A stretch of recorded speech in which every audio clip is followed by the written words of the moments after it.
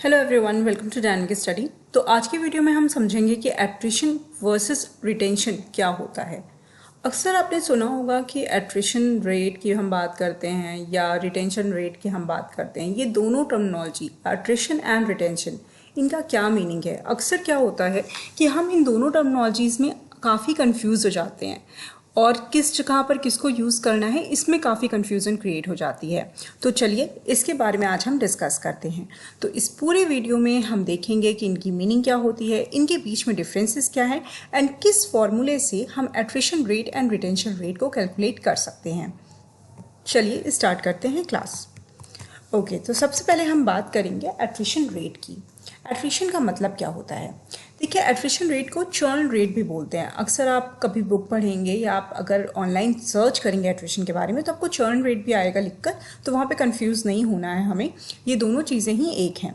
Okay, तो यहाँ पर क्या होता है, एट्रिशन रेट का मतलब होता है कि एक पर्टिकुलर टाइम में, ठीक है, जैसे मान लीजिए कि 1 महीने का टाइम है, उस पर्टिकुलर टाइम में कितने एम्प्लॉई एक ऑर्गेनाइजेशन को छोड़ के जा रहे हैं। ठीक है, ये एक स्पेसिफिक ग्रुप के हो सकते हैं, किसी पर्टिकुलर डिपार्टमेंट के हो सकते हैं, कि किसी पर्टिकुलर आप कह सकते हैं कि पर्टिकुलर यूनिट के हो सकते हैं, किसी पर्टिकुलर फैक्ट्री के हो सकते हैं, किसी पर्टिकुलर मैन्युफैक्चरिंग यूनिट के हो सकते हैं। एक पर्टिकुलर ऑर्गेनाइजेशन में किसी भी स्पेसिफिक ग्रुप से एक पीरियड ऑफ टाइम में जो लोग ऑर्गेनाइजेशन को छोड़कर जाते हैं उन्हीं को एट्रिशन रेट कहते हैं। जैसे मान लीजिए कि मैंने ये बोला कि पूरे एचआर डिपार्टमेंट से इतने परसेंट लोग, इतने रेट, मतलब इतना एट्रिशन रेट है या इतने परसेंट लोग पूरा एचआर जो डिपार्टमेंट है वो छोड़ के गए हैं। तो यहाँ पे हमने क्या कैलकुलेट किया, यहाँ पे हमने कैलकुलेट किया कि एक पर्टिकुलर टाइम में, मतलब 1 महीने के अंदर एचआर डिपार्टमेंट से कितने लोगों ने जॉब छोड़ी है, ठीक है, ऑर्गेनाइजेशन को लीव किया है। इसी को हम एट्रिशन रेट बोलते हैं। अब हम बात करेंगे रिटेंशन रेट का। रिटेंशन मतलब होता है रिटेन करना, मतलब वो कौन से एम्प्लॉय हैं, कितने नंबर एम्प्लॉय हैं, कितना परसेंटेज एम्प्लॉय का जो कि ऑर्गेनाइजेशन के साथ बने हुए हैं during the period of that same time. ठीक है, अभी हमने 1 महीने की बात करी पहले एट्रिशन रेट में, तो वही पर्टिकुलर टाइम हम फ्रेम लेंगे और उस टाइम फ्रेम में कितने एम्प्लॉय हैं जो ऑर्गेनाइजेशन के अंदर बने हुए हैं उसको हम रिटेंशन रेट बोलेंगे। रिटेंशन रेट इसको क्यों बोलते हैं, क्योंकि हमारे अंदर, मतलब ऑर्गेनाइजेशन के अंदर ये कैपेबिलिटी है कि वो एम्प्लॉयज़ को रिटेन कर पाई, उनको बचा पाई, उनको ऑर्गेनाइजेशन का पार्ट बना रहा पाई। ठीक है, अब हम ऐसा क्यों बोल रहे हैं, देखिए इसका रीज़न ये है, रिटेंशन रेट को रिटेंशन इसलिए बोलते हैं क्योंकि बहुत सारे फैक्टर्स होते हैं जो एम्प्लॉय को मोटिवेट करते हैं ऑर्गेनाइजेशन छोड़ने के लिए। जैसे कि बेटर पैकेज हो सकता है, कोई बेटर पॉलिसी हो सकती है, कॉम्पिटिटर्स हो सकते हैं, या फिर इसके अलावा अदर फैक्टर्स हो सकते हैं।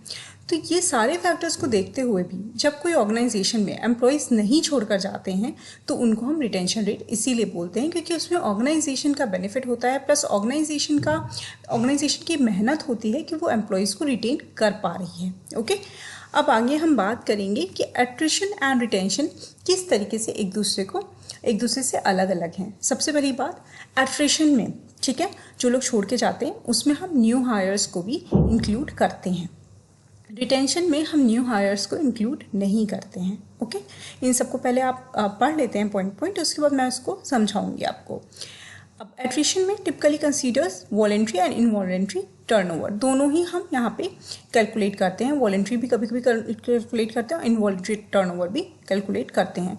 अब एट्रिशन एंड टर्नओवर में क्या अंतर है, यहाँ पर भी आपको समझना है। एट्रिशन एंड टर्नओवर में भी अंतर है और मैं एक पूरा पर्टिकुलर वीडियो बनाऊंगी जिसमें एट्रिशन एंड टर्नओवर के बीच का जो डिफरेंस है वो मैं आपको बताऊंगी।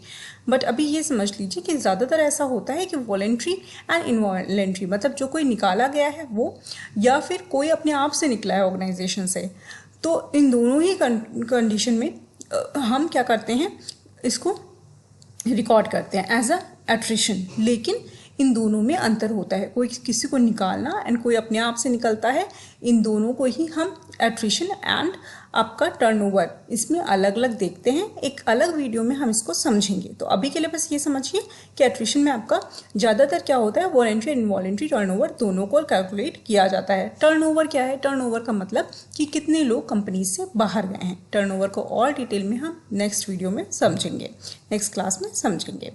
मेजर्ड फ्रिक्वेंटली, अब एट्रिशन जो होता है ये क्या है, अक्सर मेज़र किया जाता है, मतलब कि मंथली भी कर सकते हैं, क्वार्टरली भी कर सकते हैं। और ये जो रिटेंशन रेट होता है इसको हम कम मेजर करते हैं, मतलब हमारे लिए बेनिफिट है कि भाई हम रिटेन कर पा रहे हैं एम्प्लॉयज़ को, तो अच्छी बात है। अब इसको बार बार मेजर करके क्या करें। हाँ, प्रॉब्लम तब होती है जब हम एम्प्लॉयज़ को रिटेन नहीं कर पाते और एट्रिशन रेट ज़्यादा होता, तो ऐसे कंडीशन में हमें बार बार उसको मेजर करना पड़ता है कि हम क्यों एम्प्लॉयज़ को रिटेन नहीं कर पा रहे हैं, क्या ऐसी वजह है कि लोग छोड़ के जा रहे हैं। ठीक है। Affected by company practices, policies, culture and management, ये दोनों में सेम है। दोनों ही कंपनी की practices, policies, culture and management से अफेक्ट होते हैं। कल्चर खराब होगा तो लोग छोड़कर जाएंगे, कल्चर अच्छा होगा तो लोग रहेंगे। ठीक है। हेल्पिंग मैनेज कॉस्ट, कॉस्ट को मैनेज करने में हेल्प करता है। Shaping your people strategy from hiring to separation, आपकी जो भी स्ट्रेटजी है, आपकी एचआरएम स्ट्रेटजी कैसी है, इसको कैसे शेप करना है, हायरिंग से लेके फायरिंग तक, ये सब कुछ शेप करने में एट्रिशन एंड रिटेंशन आपका हेल्प करता है। आगे बढ़ते हैं, एट्रिशन रेट कैसे कैलकुलेट करेंगे। एट्रिशन रेट कैलकुलेट करने के लिए number of employees that left during that period upon average number of employees for that period into 100 हम करते हैं। मतलब कि कितने एम्प्लॉयज़ छोड़ के गए उनका नंबर लिख लेंगे, उसके बाद उसको डिवाइड कर देंगे जो आपके एवरेज नंबर ऑफ एम्प्लॉयज़ होंगे उस पर्टिकुलर पीरियड में, और उसमें हम मल्टीप्लाई कर देंगे 100 से। रेट निकालने के लिए 100 से मल्टीप्लाई किया जाता है, जहाँ पे रेट पूछा जाएगा वहाँ पे आपको 100 से मल्टीप्लाई कर देना है। यही एक सिंपल सा फॉर्मूला है एट्रिशन रेट का। कितने लोग छोड़ के गए उसको हमें डिवाइड करना होता है, जितने हमारे प्रेजेंट नंबर ऑफ एम्प्लॉयज़ होते हैं उसको हम मल्टीप्लाई कर देते हैं 100 से, तो रेट पता चल जाता है, परसेंटेज में आ जाता है हमारा। Next, employee retention rate, total number of retaining employees upon total number of original employee. कितने हमारे रिटेनिंग एम्प्लॉयज़ हैं, मतलब हमारे कितने बचे हुए एम्प्लॉय हैं, अपॉन हमारे टोटल एम्प्लॉय कितने हैं, कितने लोगों को हमने बचाया, मतलब कितने लोगों को हमने रिटेन किया हुआ है छोड़ के जाने के बाद, और हमारे ओरिजिनल एम्प्लॉयज़ कितने थे, इंटू 100 कर देंगे, रेट निकल आएगा।